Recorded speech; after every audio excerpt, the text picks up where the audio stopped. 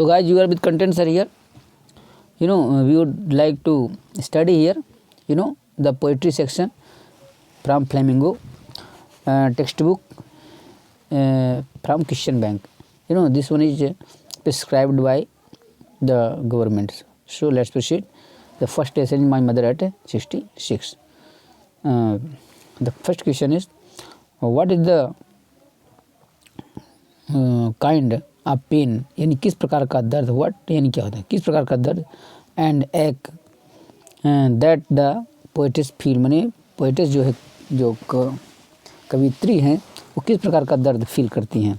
The poet's seize, माने कवित्री देखती हैं, हर मदर अपनी माँ को, सिटिंग बैठे हुए, बिसाइड हर अपने बगल में, यानी कवित्री जो है तो अपनी माँ को अपने बगल में बैठी हुई देखती हैं। एंड सी इज डोजिंग, और देखती हैं कि उनकी जो माँ है वो माने नींद में क्या कर रहे हैं, डोजिंग कर रही हैं, है ना, ऊँघ रही हैं। हर माउथ इज़ ओपन, और उनकी माँ का जो माउथ है, मुंह है, वो खुला हुआ है।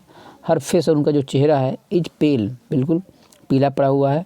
लाइक डेड बॉडी, जैसे कोई वो मर गई हो या मृत शरीर जैसी है।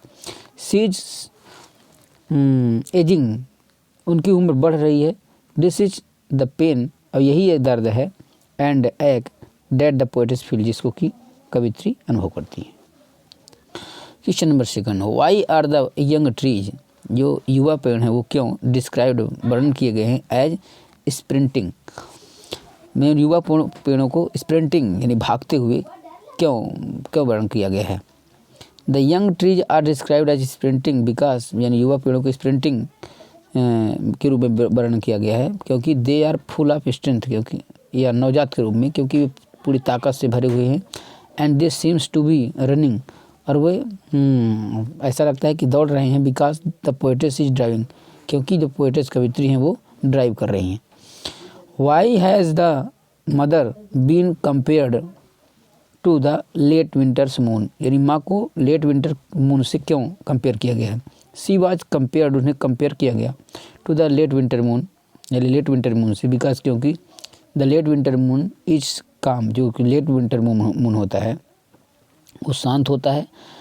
And vague with a dim lustre, और मैंने उसका जो आभा होती है वो घट जाती है। इट लॉसेस इट्स पावर, यह अपनी ताकत को खो देता है। एंड ब्राइटनेस, और चमक को। What do the parting words, मैंने जाते समय जो शब्द थे ऑफ द पोएटिस कवित्री के, एंड और हर स्माइल सिग्निफाई, उनकी जो स्माइल है और जाते हुए जो उन्होंने शब्द कहे थे वो क्या सिग्निफाई करते हैं। तो the sprinting words, the parting words, जो जाते हुए या विदाई के समय जो शब्द थे आप पोएटिस कवित्री के, एंड हर स्माइल, उनकी मुस्कुराहट, सिग्निफाई, यह सिग्निफाई करती है सम शार्ट ऑफ होप, कुछ आशा। दैट सी इज़ प्रोमिसिंग, जो वादा कर रही हैं, to meet her mother again, अपनी माँ से दोबारा मिलने की। She might find her alive, शायद वह उसे अपने जिंदा पाएँ। So she spread a smile, इसलिए वह एक स्माइल छोड़ती हैं ऑन हर फेस, अपने चेहरे पर। टू पे हर मदर, अपनी माँ को बताने के लिए कि हर लास्ट ट्रिब्यूट, अपनी अंतिम श्रद्धांजलि के रूप में। आल्सो, इसके अलावा सीज इन ट्रबल, वह कष्ट में है। To be parted from her, इस बात से कि वो अपनी माँ से अलग हो रही। वाट वरीड, क्या चिंता, द पोएट, माने कवि को है, व्हेन, जब सी लुक्ड एट हर, जब उसकी ओर देखती हैं। व्हेन द पोएटेस लुक्ड, जब व्हेन द पोएट लुक, जब वो कवित्री देखती हैं, एट हर मदर, अपनी माँ की ओर। सी वाज वरीड, वो चिंतित हैं, अबाउट हर फ्रेल हेल्थ, उनके उस नाजुक स्वास्थ्य के बारे में। एंड ओल्ड एज, और बुढ़ापे के बारे में। हर मदर्स फेस, उनकी माँ का जो चेहरा है, लुक्ड एसेन, जैसे राख हो ऐसा दिख रहा है। लाइक अ कॉर्प, जैसे कि कोई लाश हो। एंड सी फियर्ड, डरी हुई हैं, that it might be their last meeting, हो सकता है ये उनकी अंतिम मुलाकात हो। What were the poet's feeling, मैंने कवि की क्या फीलिंग थी, एट द एयरपोर्ट, मैंने एयरपोर्ट में। How did she hide them, और उस फीलिंग को उन्होंने कैसे छिपाया। एट द एयरपोर्ट, एयरपोर्ट में। द पोएट, मैंने कवि जो है, कवित्री जो कमला दास थी, वो फील्स फियरफुल, थोड़ा डरी हुई अनुभव करती हैं। आप living her pole,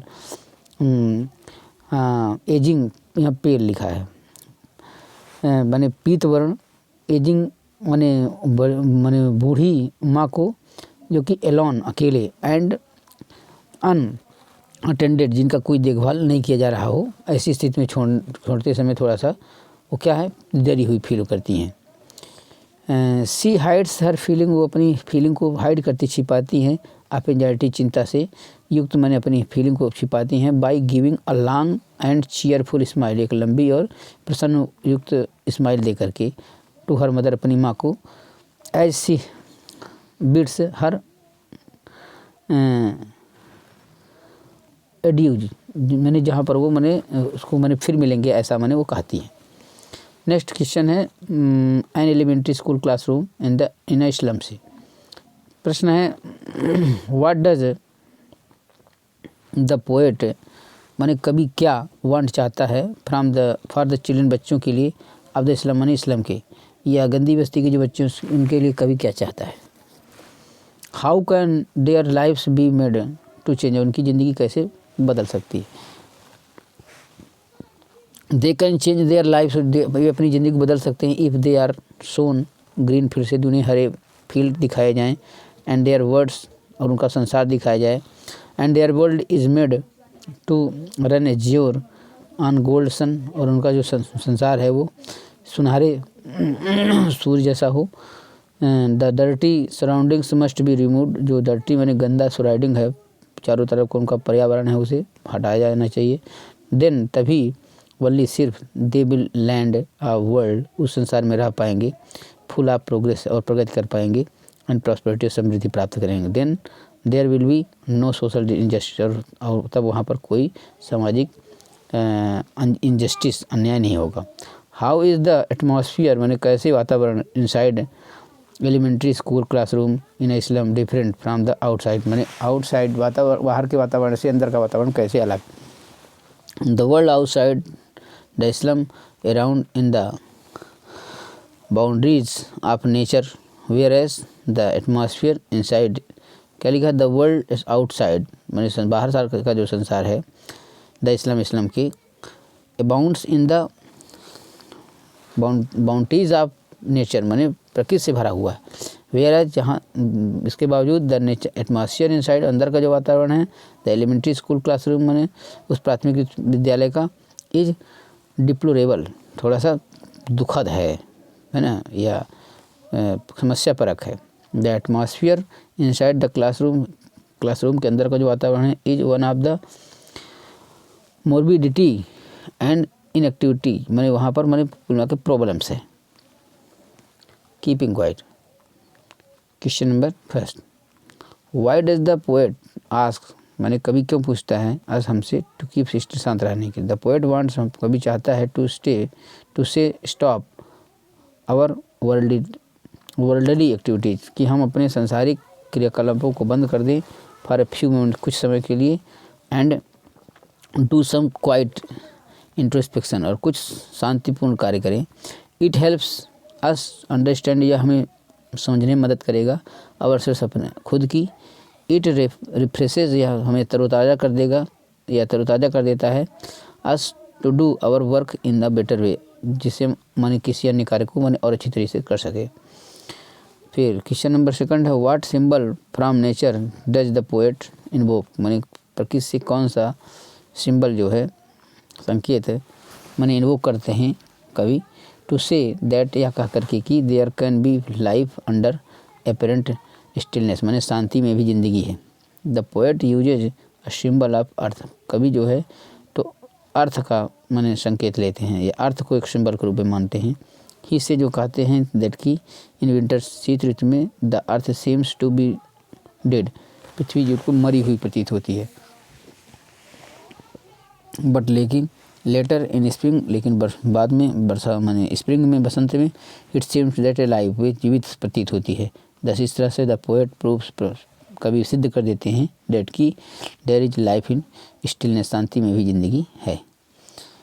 next one, a thing of beauty, what pleasure, माने क्या खुशी, does the beautiful thing give us, माने सुंदर चीज़ें हमें क्या खुशी देती है। A thing of beauty gives immense pleasure, जो थिंग ऑफ ब्यूटी है वो हमें बहुत ज़्यादा, इमेंस माने बहुत ज़्यादा प्लेजर, प्रसन्नता देती है टू अस हमको, एंड दैट रिमेंस फॉरएवर, जो कि हमेशा भी बनी रहेगी। इट्स ब्यूटी, इसकी जो सुंदरता है, नेवर फेड्स, माने कभी भी फेड नहीं होगी, due to passage of time, माने समय के बीतने के बाद भी।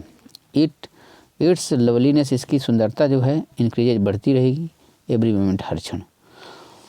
Y is grandeur associated with the mighty dead, grandeur associate है विद द माइटी डेड से, बिकॉज, क्योंकि बी इमेजिन्ड, हमने कल्पना की है, दैट की ऑन द डे, दिन में, आप जजमेंट, माने दिन के निर्णय में, दे विल बी रिवार्डेड, उन्हें इनाम दिया जाएगा, बाय द गॉड, ईश्वर के द्वारा, बाय देयर नोबल, उनके अच्छे कार्यों के लिए, सिंस, क्योंकि they made great achievement in their life, क्योंकि उन्होंने अपनी ज़िंदगी में बहुत अधिक उपलब्धि हासिल की है।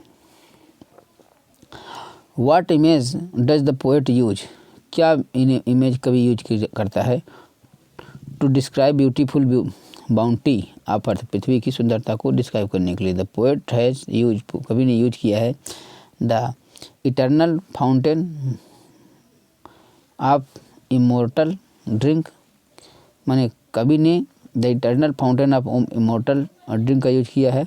इट कंस्टेंटली पोर्स, जो कि लगातार रूप से, माने गिराती रहती है, आनस, हमारे ऊपर, from the brink of heaven, माने हेवन माने स्वर्ग के किनारे से, जो हमारे ऊपर गिराती रहती है।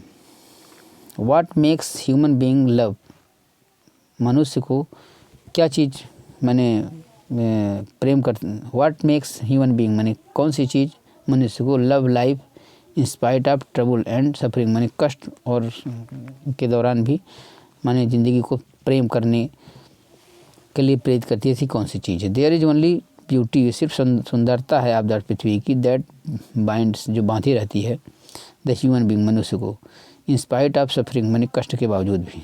इट प्रूव्स, प्रोवाइड्स, देती है, जो है खुशी, फॉर यू, हमेशा हमेशा के लिए खुशी देती है।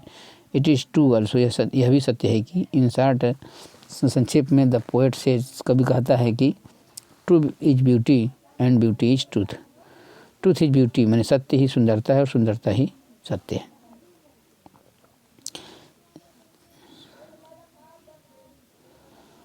ओके, सो इसके साथ ही जो लेसन्स डिडक्ट करटेल्ड लेसन थे, उसकी पैसेज को हमने क्वेश्चन आंसर को पोएम पार्ट के क्लियर कर दिया यहाँ से। ओके, नेक्स्ट वीडियो में अगली चीज़ क्लियर करेंगे। Till then, best of luck, thank you.